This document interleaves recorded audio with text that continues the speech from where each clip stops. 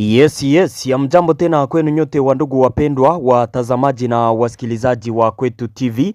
Nyote kwa ujumla mnaoendelea kuwa nasi ndani ya taarifa zetu za kila siku na kila wakati, tunawasalimia. Wale mnaotufuata mkiwa Marekani, Ulaya na Afrika, salamu zetu ziwafikie kabisa.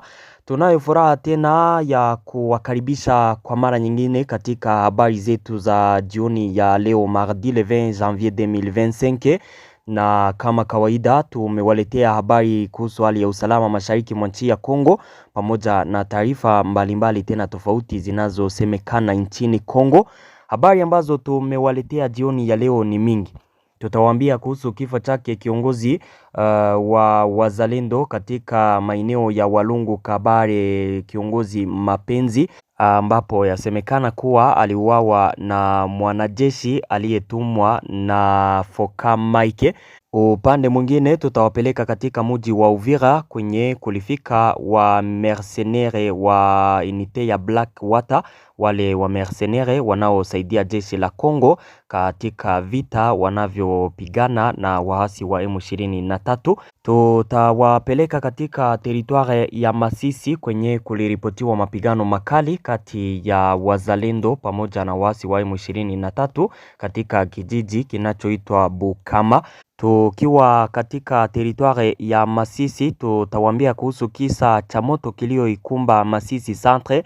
Hospitali ya Masisi iliwaka kabisa moto na kuna watu waliopoteza maisha yao. Upande mwingine tutawapeleka katika teritware ya Lubero kwenye kituo cha FARDC kilichoma moto na wanamgambo wa wazalendo huko Musevere. Tukiwa huko Butembo pia kiongozi wa wazalendo Maangaiko alisema kwamba tangu kumpoteza Generale Peter Chirimwami aliyekuwa gouverneur wa Nord Kivu kwenye vita vya Goma, wazalendo wa Nord Kivu hawapati tena msaada kutoka kwa gouvernement.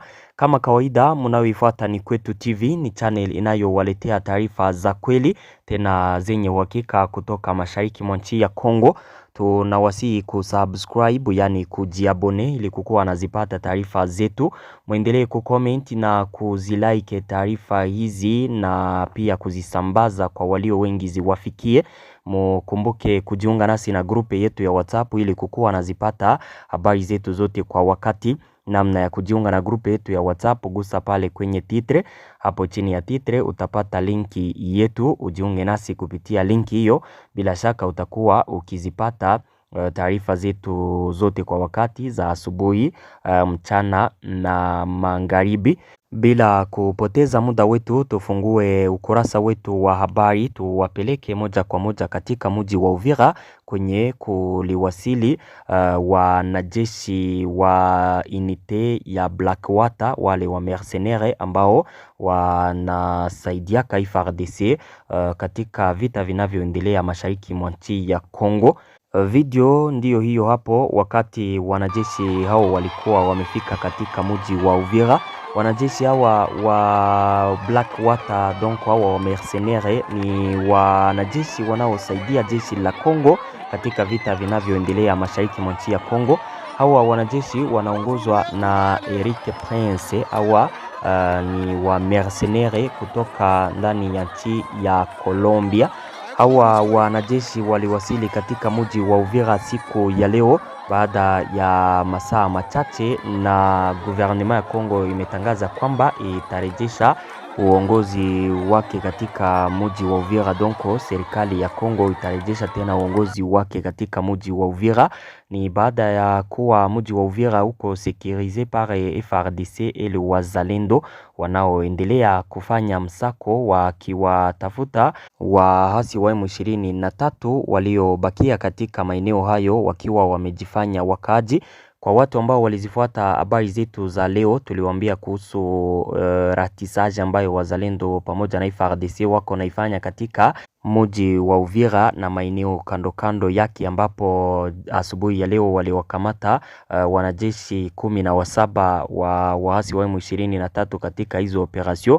Na hao wa mercenaire wa Blackwater wakati walifika katika mji wa Uvira, population walifurahi kuona jinsi au wanajeshi wa Blackwater wamefika pale. Hawa wanajeshi wapya wamefika katika mji wa Uvira ili kusaidiana na jeshi la Kongo pamoja na washirika wao wazalendo kuendelea kusekirize mji wa Uvira na hata maeneo kando kando yake yote.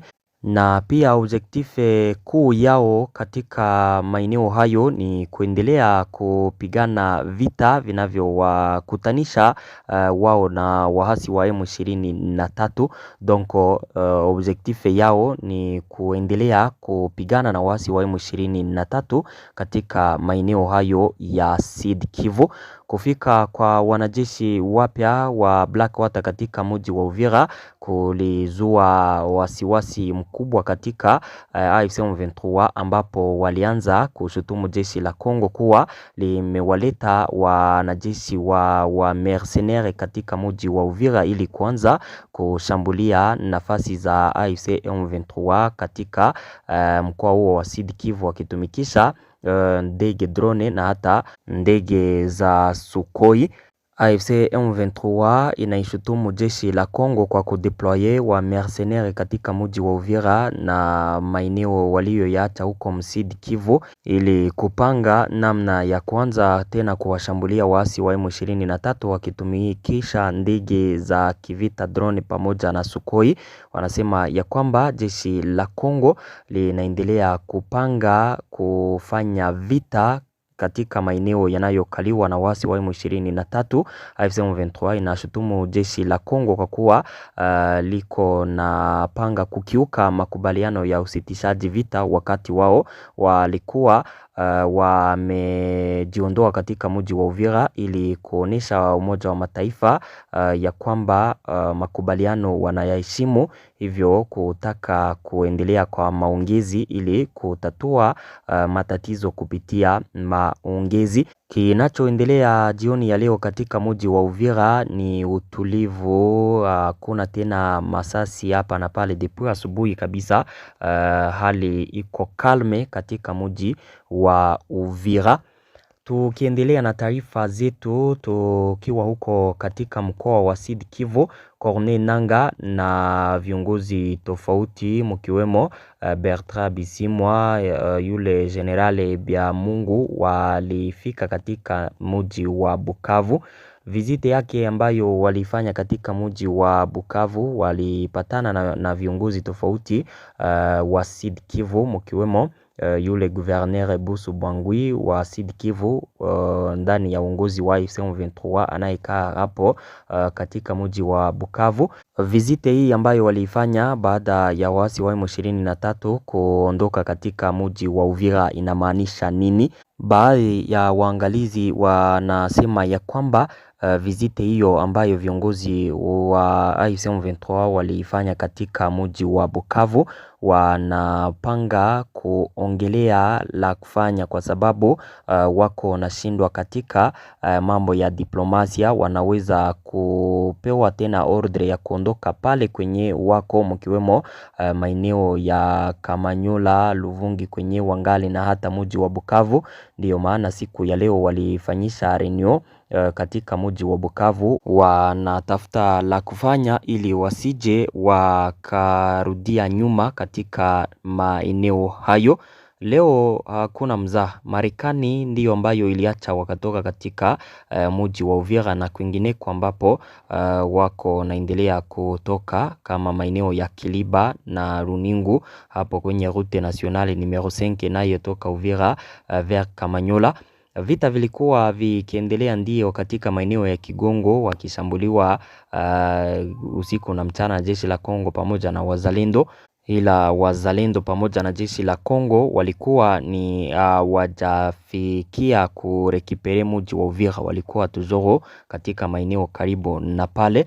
na kilichoacha AFC M23 kuondoka katika mji wa Uvira ni presio ya Etats-Unis d'Amerique, donc shinikizo ya Marekani ambayo iliacha wakaondoka hapo, kwa sababu wakati walikamataka mji wa Uvira ilikuwa deja na ni siku chache wamesinye makubaliano mapya ya amani ambayo yalikuwa yanaagiza pande mbili kusitisha vita. AFC M23 ikakiuka hayo na kusonga mbele, ndipo Marekani kaingilia kati, sasa wakarudishwa nyuma. Na aujourd'hui kwa sababu katika mambo ya diplomasi yale yote ambayo walikuwa wakiyasaini yanaweza yakatekelezwa, mkiwemo restauration de l'etat congolais katika maeneo yote ambayo AFC M23 wako ndani, yatafikia pale ambapo sasa AFC M23 wataondoka katika maeneo mengi.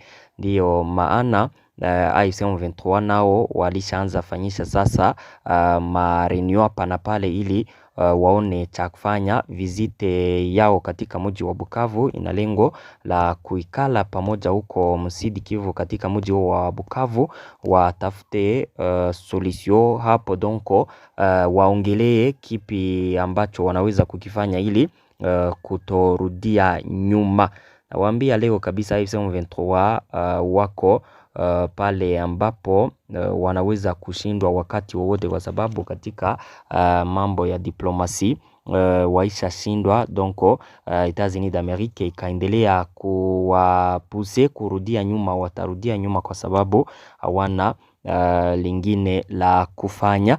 Tuendelee na habari zetu katika Sud Kivu. Tuwaambie kuhusu kifo chake kiongozi wa Wazalendo Mapenzi ambaye alikufa kwa kupigwa masasi na mwanajeshi ambaye inasemekana ya kwamba alitumwa na Foka Mike. Huyu kiongozi wa Wazalendo Mapenzi anajulikana sana katika maeneo ya Walungu, Kabare, donko yale materitoire mawili njo kwenye wanamjua sana. Huyu kiongozi Mapenzi anajulikana katika vita vya Wazalendo akipigana na wasi wa M23. Alikuwa akikabiliana na wasi wa M23 katika axe za Bukavu vers Walungu. Hizo sheme zote alikuwa akipigana nao huko materitoire ya Kabare. Pia alikuwa akipigana na wasi wa M23. Nadhani ya kwamba wengi wanamjua. Taarifa za kifo chake zilitangazwa kwenye mitandao ya kijamii siku ya jana. Kwa mjibu wa taarifa hizo, inasemekana ya kwamba huyu kiongozi wa Wazalendo Mapenzi aliuawa kwa kupigwa masasi na mwanajeshi ambaye alikuwa katika wanajeshi 60 waliokuwa wametumwa na General Foka Mike katika operation ambayo alikuwa anamtaka huyo kiongozi Mapenzi aifanye. Taarifa tunazo kutoka huko zinasema ya kwamba huyo kiongozi Mapenzi alikuwa akifanya operasyon kisiri na yule Foka Mike, naye ni kiongozi wa Wazalendo kutoka katika eneo la Kamisimbi kwenye kulikuwa ngome yake kiongozi Mapenzi. Yule Generale Foka Mike alikuwa amewatuma wanajeshi 60 wake wakaenda kumtafuta Generale yule kiongozi Mapenzi. Kampa misio ya kuwa anataka aende amkamate mtu katika eneo ya Chiviri. Wakati walikuwa wakijiandaa kwenye operation hiyo, ilipokuwa asubuhi saa 2 za le 17 no le 16 za le 16 njo yule mwanajeshi kiongozi Mapenzi alipokuwa ameamka wakijiandaa kwenda kwa operasyon, mmojawapo wa wanajeshi wale ambao walitumwa na Foka Mike akamshambulia masasi 4 kabisa, na wakati alimshambulia papo hapo wakampeleka kwenye hospitali ya Kamisimbi kuona ya kwamba anaweza akapona. Hakukuwa na bahati hiyo, alipofika kwa hospitali akapoteza maisha yake. Na ilipofika saa za usiku hapo kwa hospitali Focam Mike akatuma wanajeshi wake tena kwenda kukamata maiti yake waipeleke huko Mwenga. Habari hizi zilithibitishwa na kiongozi wa CNPSC katika akse hizo za Walungu Kabare ambaye anaitwa Mukulu Daniele.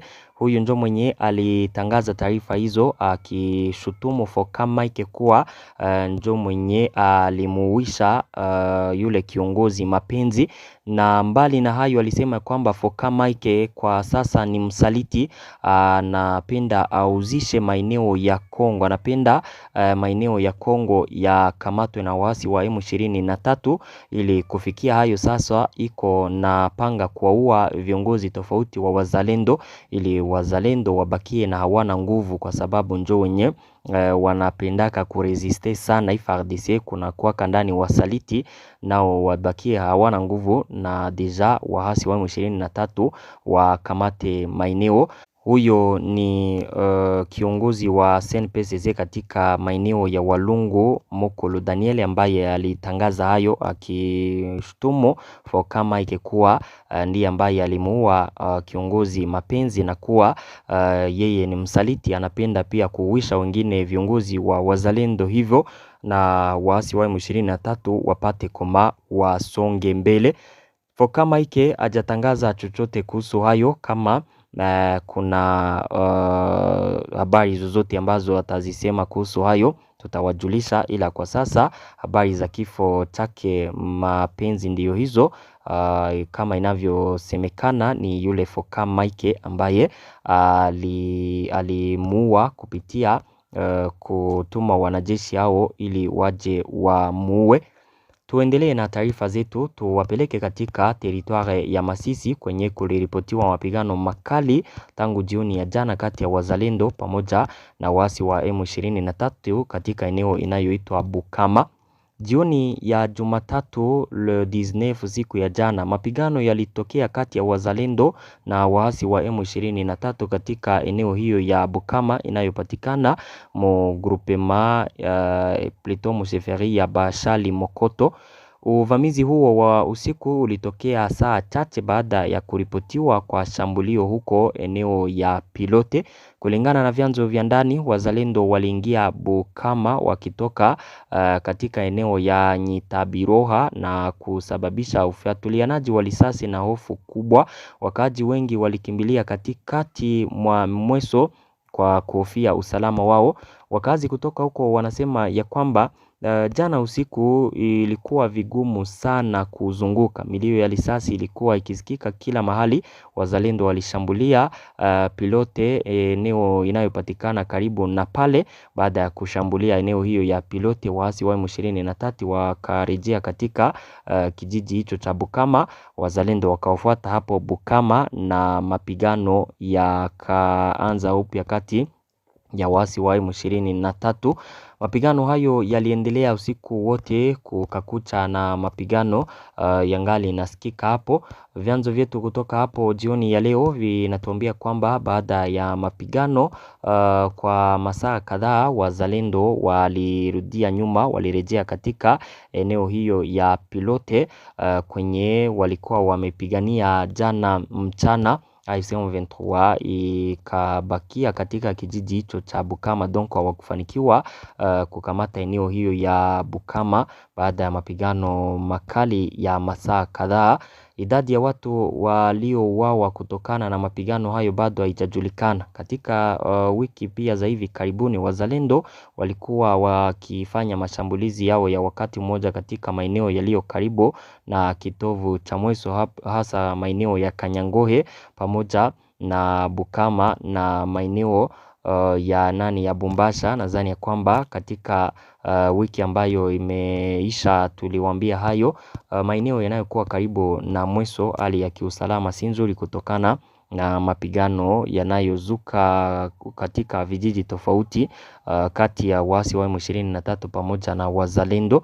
Na hali halisi jioni ya leo katika eneo hiyo ya Bukama ni utulivu unaoendelea, ila wakaaji wana wasiwasi sana kutokana na jinsi wazalendo wangali katika vijiji karibu na pale, mkiwemo hapo Pilote, wakati wote tena wanaweza kufanya vita na kushambulia wahasi hawa M23 katika eneo hiyo ya Bukama.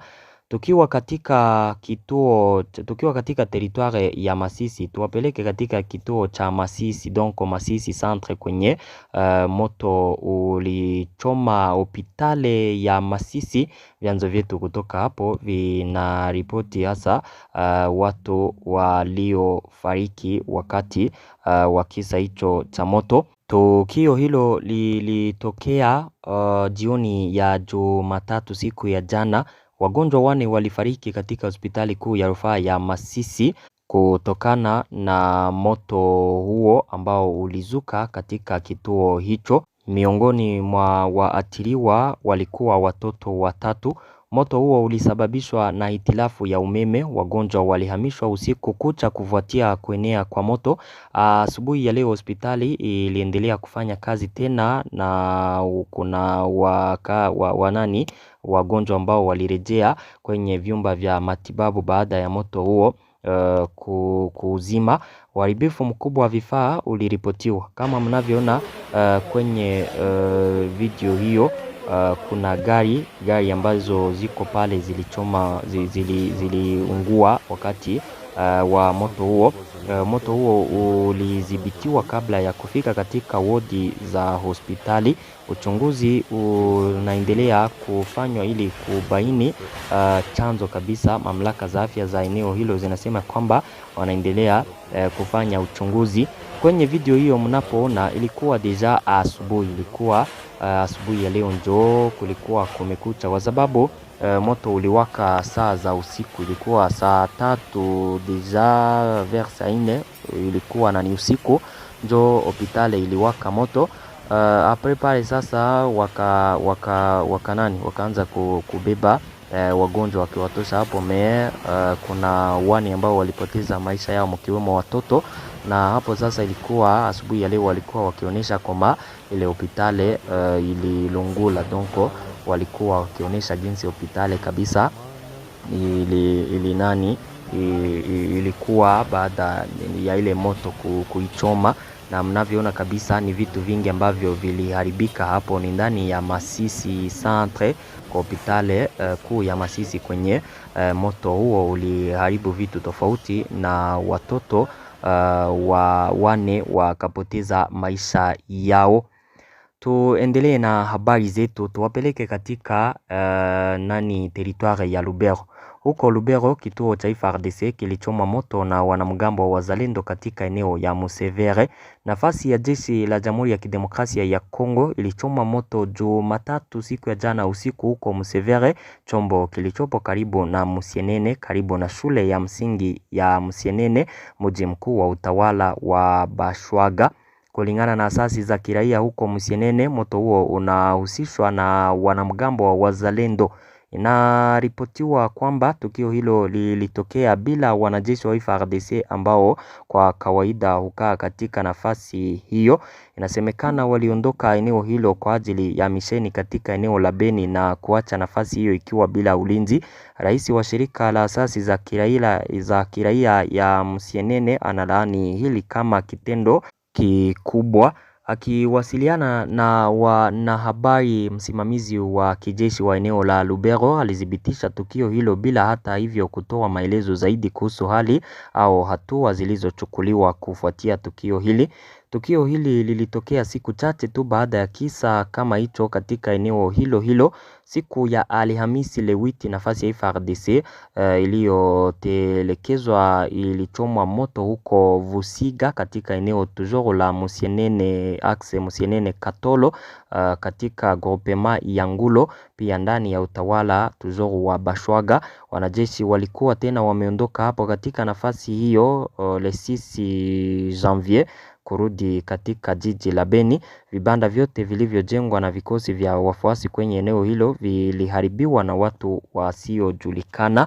Hapo ni katika mkoa wa Lubero kwenye wazalendo walichoma ngome ya jeshi la Kongo, na tukio hilo likawa linaonekana kuwa mbaya zaidi, na ni kwa mara ya pili kwa vyanzo vyetu vya habari kutoka huko. Tukiendelea na taarifa zetu huko katika mkoa wa Lubero, katika mji wa Butembo, porte parole ama msemaji wa wazalendo Maangaiko alisema ya kwamba wazalendo wanaendelea katika vita kabisa na makundi yenye silaha mkiwemo ADF na hata waasi wa M23 kwenye linye de front huko Lubero, ila wapati chochote tangu kupoteza maisha kwake Generale Major Peter Chirimwami aliyekuwa governor wa Nord Kivu.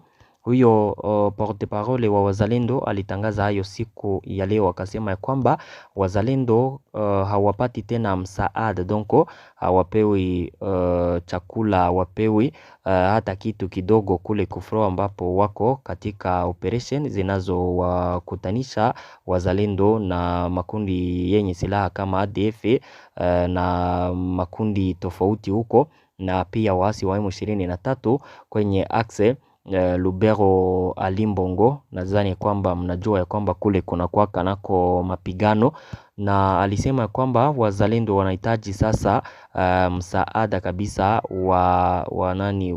wa jeshi la Kongo ili waendelee kukua waendelee kukua na kuraje katika vita wanayoipigana ili kupigania uadilifu wa Kongo, na pia kupigana wakiona kwamba wanaweza wakarikipere maeneo yaliyokaliwa na waasi wa M23.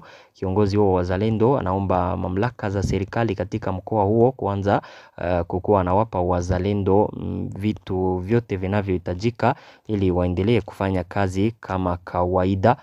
Asante ndugu zangu, hizo ndizo taarifa ambazo nilikuwa nikiwaletea jioni ya leo, na washukuru sana na sema merci kwa kuwa mnaendelea kuzifuata taarifa zetu. Pia nawaomba kusubscribe, yani kujiabone, muendelee kucomment na kuzilike habari hizi pia na kuzisambaza kwa wale wengi ziwafikie. Asante sana.